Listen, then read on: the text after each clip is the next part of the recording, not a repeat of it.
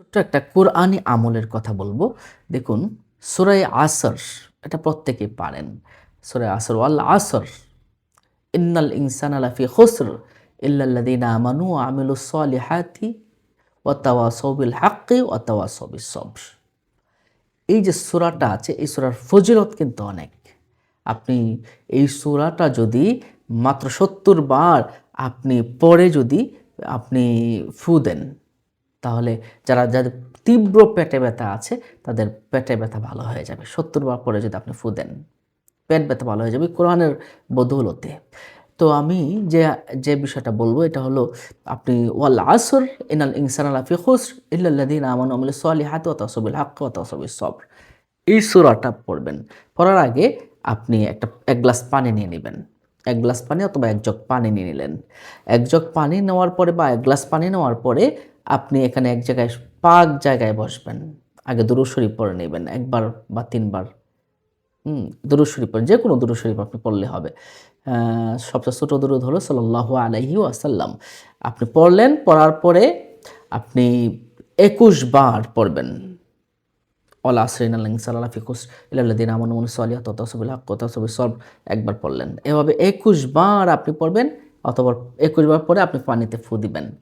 আর ওই পানিটা যদি আপনি চেহারায় ধৌত করেন অথবা গোসল করেন।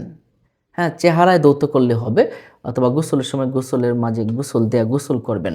আর এগুলো করে যদি আপনি হ্যাঁ, এগুলো করে যদি আপনি আপনার মনিব, আপনার যিনি বড় আছে, উপরে পদস্থ আছে, আপনার মালিক আছে, মনিব আছে, বা আপনার বস আছে, আপনার শাশুড়ি আছে, হাসব্যান্ড আছে, তাদের সামনে যদি যান, তারা আপনাকে আদর করবে, সম্মান করবে এবং ভালো নজরে দিবে।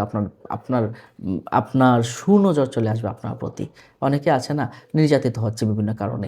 হ্যাঁ, বিভিন্ন কারণে তারা নির্যাতিত হয়। তো এই আমলটা যদি আপনি করেন, মাত্র ২১ বার সূরা আসর পড়ে পানিতে ফু দিয়ে ওই পানিটা মুখে লাগাবেন, এবং অথবা আপনি গোসল করবেন পানি দিয়ে। হ্যাঁ, প্রতিদিন যদি আপনি কয়েকদিন আমল করলে আপনি এটার ফলাফল আপনি পেয়ে যাবেন। নিশ্চয়ই বিষয়টা বুঝতে পারছেন। হ্যাঁ, আপনি কি করবেন, ২১ বার সূরাতুল আসর পরে আপনি পানিতে ফু দিয়ে ওই পানিটা চেহারা ধৌত করবেন। আর গোসল করে নিতে পারেন, অথবা গোসল করে নিতে চেহারা ধৌত করতে পারবেন অথবা গোসল করতে পারবেন। তারপর কি করবেন? আপনার কোনো বিচারকের সামনে গেলেন, আপনার ভালো হবে। উস্তাদের সামনে গেলে তারা আপনার প্রতি সদয় হবে। আপনার স্বামীর সামনে গেলে সে আপনার প্রতি সদয় হবে। আপনার শাশুড়ির সামনে গেলে, শ্বশুরের সামনে গেলে সে আপনার প্রতি সদয় হবে। আপনার বসের সামনে গেলে সে আপনার প্রতি সদয় হবে। এবং আপনি যার সামনে যাবেন, যারা নির্দয় আছে, জালিম আছে, তাদের সামনে গেলেও তারা আপনাকে যত সম্মান করবে, সুনজরে দেখবে, ভালো রাখবে ইনশাআল্লাহ। এটা একটা পাওয়ারফুল আমল। নিশ্চয়ই সেটা বুঝতে পারছেন। অন্যান্য সবাইকে জানাতে শেয়ার করে দিন। এমন ধরনের ভিডিও পেতে আমাদের সাথেই থাকুন। ভালো থাকুন। আসসালামু আলাইকুম।